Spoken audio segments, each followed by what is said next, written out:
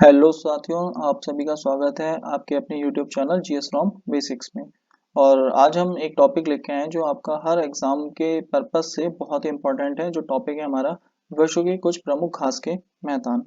तो घास के मैदान हमारा, क्योंकि ये हर एग्जाम की दृष्टि से अगर देखा जाए तो सभी के लिए इम्पोर्टेंट है और ये काफ़ी हेल्पफुल है। इसकी पीडीएफ आपको हमारे डिस्क्रिप्शन बॉक्स के लिंक मिल जाएगा उसका। आप वहाँ से डाउनलोड कर सकते हैं और हमारे टेलीग्राम चैनल से भी डाउनलोड कर सकते हैं। तो घास के मैदान के लिए अगर बात आती है सबसे पहले घास की, तो अगर देखा जाए तो घास जो होती है वो घास दो तरह की होती है। एक तो घास होती है आपकी गर्म जगहों पर। तो जो गर्म जगहों पर मिलती है उसको बोलते हैं उष्ण कटिबंधीय घास के मैदान। और जो ठंडी जगहों पर मिलती है उसको बोलते हैं शीतोष्ण। तो यहाँ पर कुछ गर्म और ठंडी देखने को मिलती है, तो जिन्हें उष्ण और शीतोष्ण दोनों प्रकार के अलग अलग देखते हैं। अब ये डिपेंड करेगा कि पृथ्वी पर किस जगह पर हमारी ठंडे मैदान होंगे और किस जगह पर गर्म होंगे। तो ये बात हमारी यहाँ से पता चलती है। जिस तरह से अगर देखा जाए, पृथ्वी को दो भागों में विभाजित करने वाली रेखा हमारी कौन सी है? 0 डिग्री। और उसके बाद में फिर बात आती है कर्क रेखा, और उसके बाद बात आती है मकर रेखा। तो जो सूरज है यानी सन है हमारा, तो सन हमारा कर्क रेखा से लेकर आपका कहाँ तक ट्रेवल करता है? मकर रेखा तक। तो इसी वजह से यहाँ पर सूरज आप देखेंगे तो ना तो सूरज कर्क रेखा के ऊपर जा रहा होगा और ना ही मकर रेखा के नीचे जा रहा होगा। तो इस वजह से ये जो बीच वाला एरिया है, तो ये जितना भी एरिया होगा तो ये सभी अगर देखा जाए तो ये सारा सूरज के कारण कैसा एरिया होगा? उष्ण यानी गर्म एरिया होगा। और बाकी अगर देखा जाए तो ये ऊपर वाला जो एरिया है और नीचे वाला एरिया ये है ठंडा इलाका, तो ये है हमारा शीतोष्ण वाला एरिया। तो इस वजह से ऊपर और नीचे अगर देखा जाए, कर्क रेखा के ऊपर शीतोष्ण मिलेंगे और मकर रेखा के नीचे भी शीतोष्ण, लेकिन कर्क रेखा से मकर रेखा के बीच में जो मैदान मिलेंगे वो हमारे देखने को मिलेंगे हमें यहाँ पर उष्ण कटिबंधीय घास के मैदान। तो उसी में से हमारे कुछ इंपॉर्टेंट है। तो सबसे पहले हम बात करते हैं यहाँ पर उष्ण कटिबंधीय। तो ये हमारे कहाँ से कहाँ तक होंगे? कर्क से लेकर मकर रेखा के बीच में। तो पहला है हमारा सब आना। सब आना कहाँ आना? जहां मिले फ्री का। तो फ्री का अगर देखा जाए तो दोस्तों क्या होता है? भंडारा होता है। तो यानी कि सब आना। और सब कहाँ आना? जहां मिले आपको फ्री का। तो इसीलिए भंडारे में सभी खाने पहुंच जाते हैं क्योंकि फ्री का होता है। फिर बात आती है ला नोज, यानी कि नोज लेके आ। नोज यानी नाक लेके आ। नोज ला, और कौन सी? जो लंबी हो। तो लानोस हमारा कोलंबिया में, कोलंबिया और वेनेजुएला। अगर कोलंबिया आंसर ना हो तो इसका आंसर वेनेजुएला भी देखने को मिलता है। फिर बात आती है कैंपास। तो कैंप यानी किसके लिए? ब्राजील में अगर देखा जाए तो दुनिया की सबसे अच्छी फुटबॉल खेली जाती है। और फुटबॉल को अगर आपको सीखना है तो आपको कहाँ जाना पड़ेगा? ब्राजील में कैंप लेना पड़ेगा। तो इसीलिए ब्राजील में कैंपास।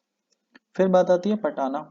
तो श्रीलंका अगर देखा जाए सबसे छोटा है, तो छोटे वाले को, घर का जो भी सबसे छोटा सदस्य होता है उसे बेचारे को पटाना पड़ता है अपने काम करवाने के लिए। अब चाहे तो उसे हंसा के पटाओ या रुला के पटाओ, तो काम तो जी से करवाने। तो इसीलिए श्रीलंका वाला यानी सबसे छोटा है, तो श्रीलंका में पाई जाती है पटाना। फिर बात आती है सैलबास। तो सैलबास अगर देखा जाए तो ये हमारे कहाँ मिलती है? अमेजन बेसिन में। तो अमेजन बेसिन हमारा कॉमन है उत्तर अमेरिका और नॉर्थ अमेरिका और दक्षिण अमेरिका, यानी नॉर्थ अमेरिका और साउथ अमेरिका के बीच वाला एरिया जो अमेजन बेसिन वाला है, वहां पर एक मिलती है सैलबास। तो ये मैप में हम देखते हैं दोस्तों कहाँ कहाँ हमें मिलती हैं। जैसे हमने देखा उष्ण कटिबंधीय मैदान है, तो ये हमें कहाँ से कहाँ तक देखने को मिलेंगे? कर्क रेखा से लेकर मकर रेखा तक। तो ये सारे जो मैदान होंगे ये सारे हमारे कैसे होंगे? उष्ण कटिबंधीय। तो सबसे पहले यहाँ पर हमें देखने को मिला ला नोस, यानी नोज लेके आ, कौन सी वाली? लंबी वाली, यानी कि कोलंबिया। तो यहाँ पर हम कह सकते हैं नोज लेके आ, कौन सी? लंबी वाली। तो यानी लानोज है हमारी कोलंबिया में। कैंपस यानी आपको कैंप में जाना पड़ेगा। तो कैंप में किसके लिए जाना पड़ेगा? फुटबॉल के लिए। तो कहाँ जाना पड़ेगा? ब्राजील जाना पड़ेगा। सेल्वास, सेल्वास कॉमन है अगर देखा जाए तो दोनों जगह पर। तो ये अमेजन नदी जो यहाँ सबसे फेमस नदी है, अमेजन नदी के पास है, यानी अमेजन के बेसिन में। सब आना कहाँ आना? जहां मिले फ्री का, यानी कि अफ्रीका में सब आना, क्योंकि वहां भंडारा चलता है तो कोई भी जा सकता है। फिर बात आती है पटाना। पटाना यानी अब किसको पटाओगे? छोटा वाला। और छोटा वाला हमारे पास क्या है? श्रीलंका। तो श्रीलंका सबसे छोटा है, तो छोटे वाले को पटा के रखना है। तो यहाँ पर बात आती है पटाना। तो ये आपने देखा कर्क रेखा से लेकर मकर रेखा, चाहे पटाना हो, सवाना हो, या कैंपास, लानोस या सेल्वास, तो ये सभी कैसे होंगे? ये आपके सभी अगर देखने को मिलेंगे तो आपके उष्ण कटिबंधीय मैदान देखने को मिलेंगे। अब बात आती है शीतोष्ण कटिबंधीय। तो शीतोष्ण हम टेबल देखते हैं, तो टेबल में हमारे कौन कौन से आ जाते हैं। तो शीतोष्ण कटिबंधीय मैदान, तो यहाँ हमें देखने को मिलेगा स्टेपीज। तो टेप लगा के किसको चिपका दिया है, यूरोप और एशिया को। तो स्टेपीज देखने को मिलेगा यूरेशिया। तो पेरी यानी पे कौन कर रहा है, जो अमीर है, और अमीर कौन है, अमेरिका। तो अमीर अमेरिका में क्या है, पे करने की हिम्मत है, तो इसीलिए वहां है पेरी।